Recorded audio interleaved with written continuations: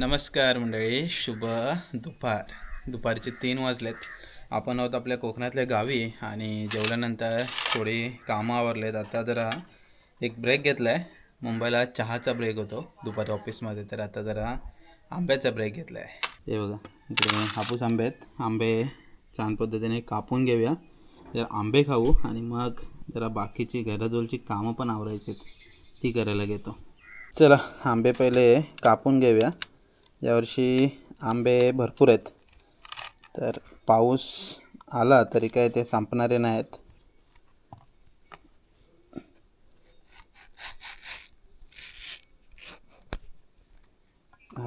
मस्त एकदम. हवा किती सुटले.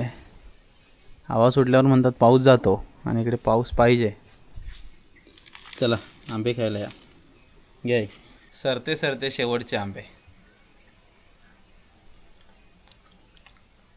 मस्त आहे, गोड गोड एकदम. यावर्षी तुम्ही आंबे किती खाल्लेत? मेमध्ये तर आम्ही खाल्ले, आता अजूनपर्यंत खातो आहे. चला, आंबे तर खाऊन झाले, तर आता मेन काम करायचं बाकी आहे. ॲक्च्युली नेट आपण घेऊन आलो आहे, पण अजूनपर्यंत ते बांधलं नाही आहे. ही आपली जेवणाची पडवी, इकडे जेवण वगैरे होतं. तर हे जे बाजूने तुम्हाला मोकळं दिसतं ना, इकडे उन्हाळ्याचं चालून जातं. चालून म्हणजे त्याला पण आपण पॅक करणार आहे, जाळी वगैरे लावणार आहे. पण सध्या पावसातून काय होतं, पाऊस जेव्हा जोराचा पाऊस होतो तेव्हा इकडून थोडंसं सडकतं. त्यामुळं मग जेवण वगैरे बनवायला किंवा आतमध्ये थोडासा या बाजूने तरी जास्त ओलावा मारतो. त्यासाठी आता इथून असं नेट लावायचं आहे. या बाजूने नेट लावायचं काय प्रॉब्लेम नाही. आता इथे दरवाजा आहे, तर इथे जरा बघावं लागेल कशा पद्धतीने बांधता येईल ते. तर इकडे या बाजूस आहेत ना, हे बांबू आहेत. बांबू आपण उन्हाळ्यातूनच आणले होते थोडं प्लास्टर कामासाठी वगैरे. तर हे बांबूच आता तिकडे बांधूया आणि त्याच्या बाजूने नेट लावूया. इकडे शेवग्याच्या शेंगा अजून तयार होत आहेत चांगल्या. या बघा, त्या दिवशी फुलं वगैरे पडली होती, जी टाकली होती डाळीमध्ये, मस्त डाळ झालेली. आणि इकडे सूर्यदेव, ज्यांचं काय दर्शन पण कठीण होऊन जातं. मध्येच देतात पण लगेच गायब पण होतात. ढग बघ काय, सर्व बाजूने ढग आलेत. पाऊस काय पडायचं नाव घेत नाही. हे बघा, या बाजूला सगळी भाताची रोपं वगैरे तयार होतात. म्हणजे रिमझिम पाऊस आहे, पण पाऊस थोडासा जास्त प्रमाणात होतं. जास्त असला ना तर ही रोपं पटकन मोठी झाली असती. चला, तर हे बांबू इकडे मोजमाप वगैरे जरा करू, त्या पद्धतीने तोडून घेऊ आणि मग ते जमिनीत थोडेसे रोवून वरच्या बाजूला बांधायला लागतील.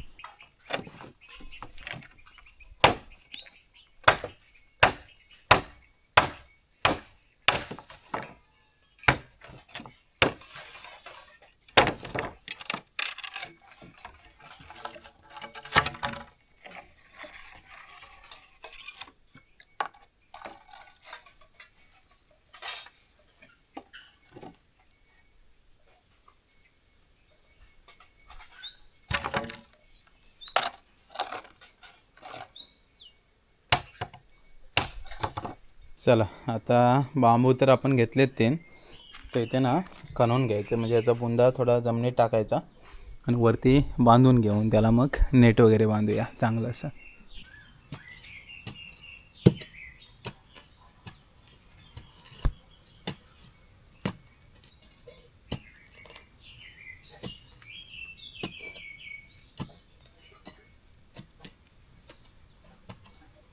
चला, बांबू आपण आता एक लॉक केलेत. एक या बाजूला आहे, एक या बाजूला आहे आणि एक तिकडे. तर त्याला नेट लावून घेऊया. नेट बांधलं आहे, आता वरचं बांधून घेतलं. आता याला खालच्या बाजून बांधलं की मग हे पॅक झालं, म्हणजे इकडून काय पाणी वगैरे सरकायचा प्रॉब्लेम नाही. त्या बाजूने फक्त बघावं लागणार आहे. चला, एक काम झालं, नेट वगैरे लावलं आहे. दरवाजाचा भाग तेवढा बाकी आहे, त्याला मग असं उघडझाप करायचं काहीतरी करूया. सध्या पाऊस बघूया किती आतमध्ये येतो आहे नाही.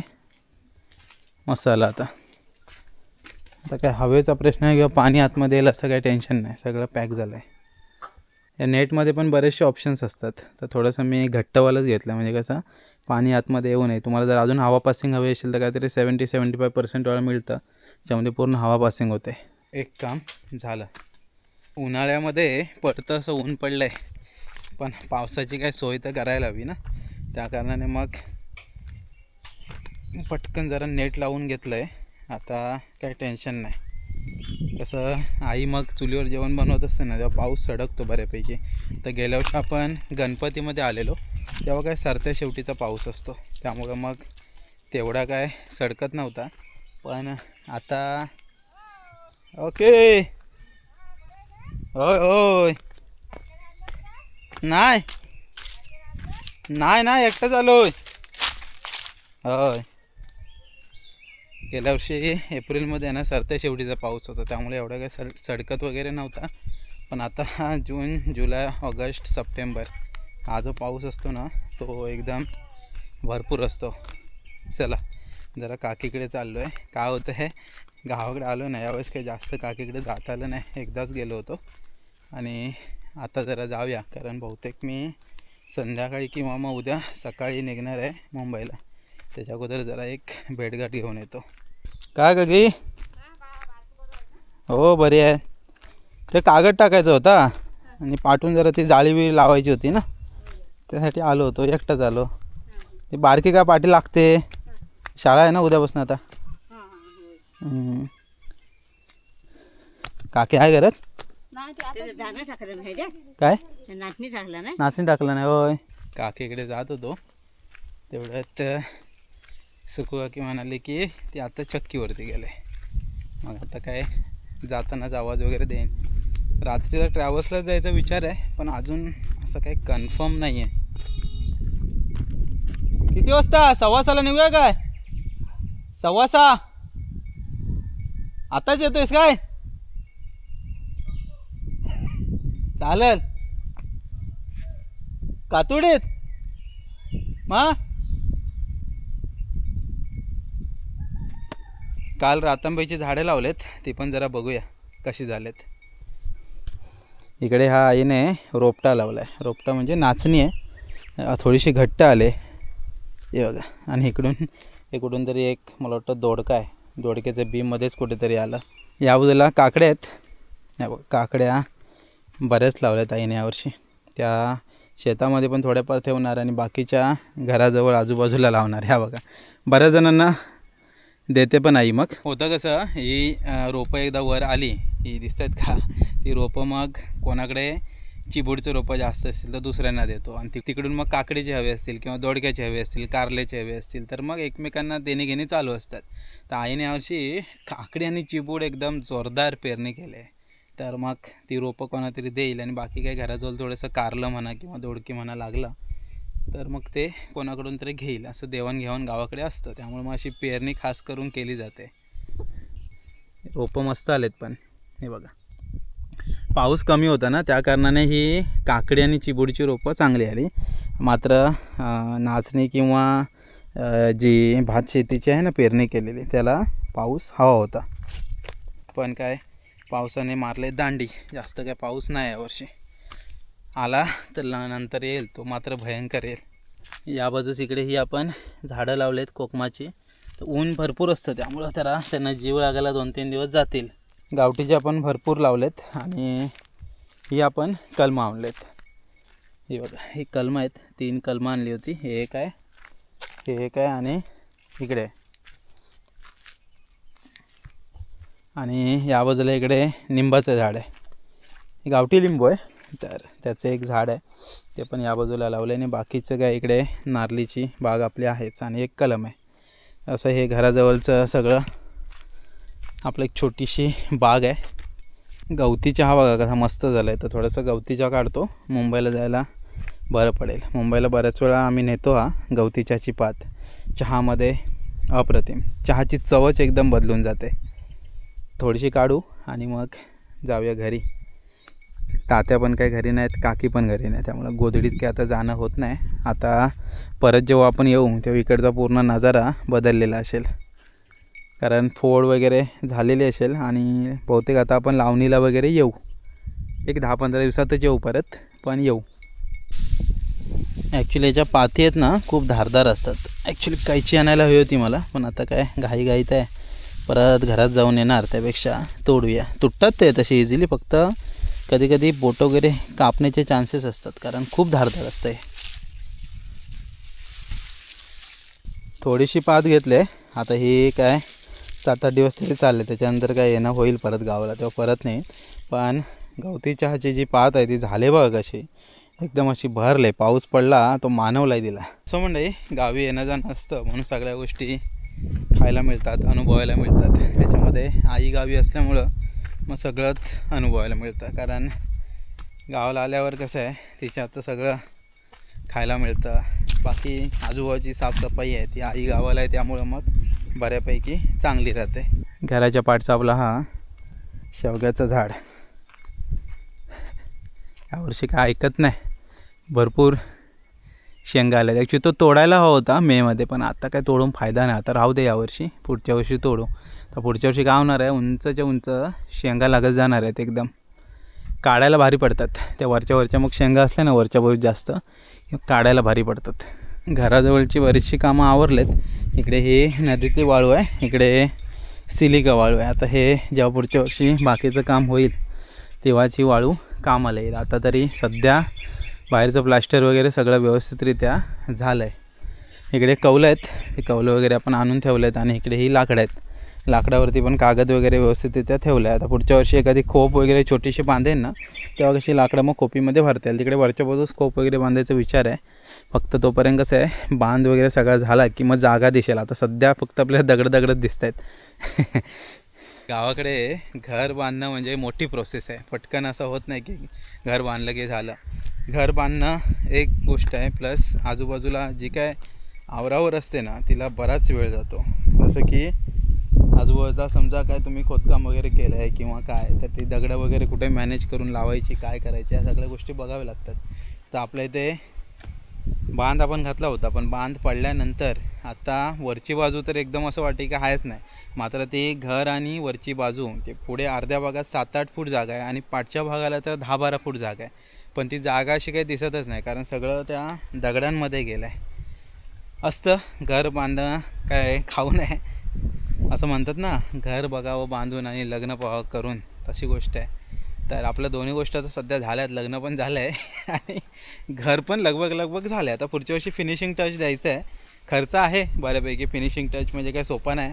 वरचा आणि खालचा बांधाचाच खर्च आता ॲव्हरेज काढला तर 6-7 लाख जातो आहे, आणि वरचं छपराचं वगैरे पकडला तर तो खर्च वेगळा. खर्च आहे बऱ्यापैकी, मात्र काम झाल्यावर मात्र मस्त वाटेल. पावसा अगोदर मात्र बरेचसे सेटिंग करावे लागतात. दरवर्षी आहे ना खालच्या बाजूने कागद बांधावा लागायचा. जर तुम्ही जुने सबस्क्रायबर असाल तर तुम्हाला माहिती असेल की खूप मेहनत लागायची, खालच्या बाजूने कागद बांधले जातात. तर त्या कागदाचं टेन्शन तर आता आपलं लगभग पूर्णच झालं आहे. आता काही गरज नाही कागद वगैरे लावायची. एकदा कलर काम झालं तर अजूनच भारी. खालच्या बाजूस कसं आहे, आता प्लास्टर वगैरे व्यवस्थित झालं आहे. आता हे जे तुम्हाला हे दिसत असेल ना दोऱ्या, तर वरती आपण कागद टाकला ना, त्याला फक्त सपोर्ट दिला आहे खाली, म्हणजे तो उडू नये. तर ही पूर्ण आपली खालची बाजू. तर खालच्या बाजूला दरवर्षी कागद लावून कंटाळा आलेला, कारण ती मातीची भिंत होती आपली, आणि या बाजूने पाऊस खूप येतो. जी पश्चिमेची बाजू आहे तिकडून पाऊस खूप सडकतो. तर आता गेल्या वर्षी पण थोडंसं पाणी झिरपायचं आतमध्ये, कारण फक्त आपली जांभा दगड होता. आता प्लास्टर झाल्यामुळे पाणी सरेल खाली, ओलावा एवढा काय मारणार नाही. वर जरा टेरेसवरती जाऊया. इकडे कागद टाकला आहे पूर्ण टेरेसवरती. हा बघा, पूर्ण टेरेसवरती कागद टाकला आहे, म्हणजे आता पाणी कसं सरून जाईल.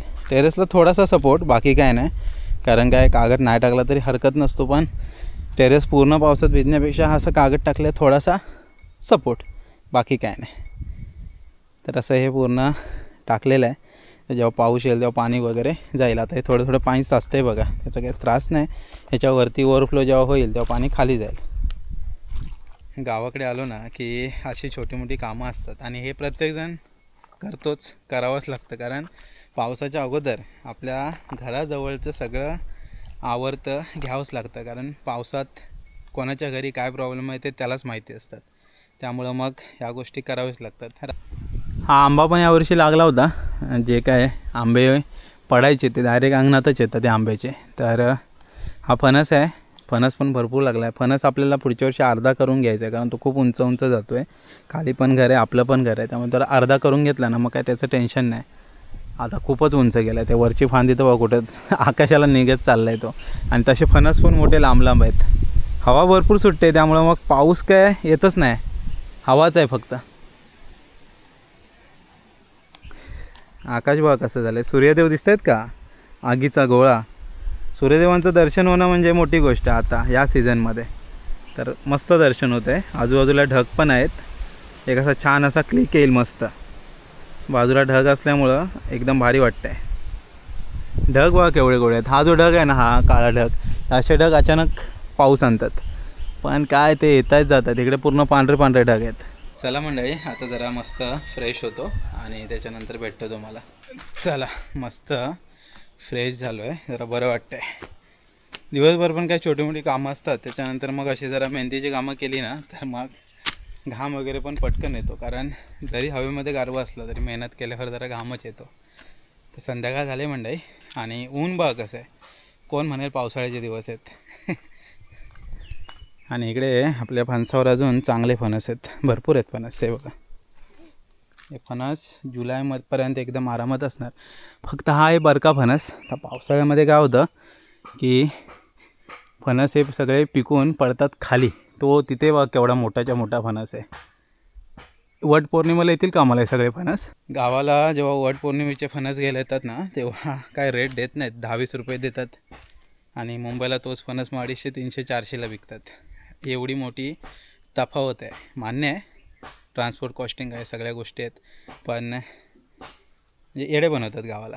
म्हणजे लहानपणी आम्हाला ते कळायचं नाही. 5-5, 10-10 रुपयाला पण फणस लोक स्वतःच काढून ती मग ट्रकपर्यंत पोचवायची आणि 5 रुपये 10 रुपयाला तो फणस जायचा. आता बऱ्यापैकी मग लोकांना माहिती आहे, मग तरी पण गावच्या ठिकाणी 10, 20, 30 रुपयात जास्तीत जास्त फणस उचलतात, त्याच्यावरती काय उचलत नाही. मग गावची पण माणसं म्हणतात आता काय पाऊस आला आहे तर फणस जाऊ दे, मग देऊन टाकतात आणि मग याचाच फायदा व्यापारी घेतात.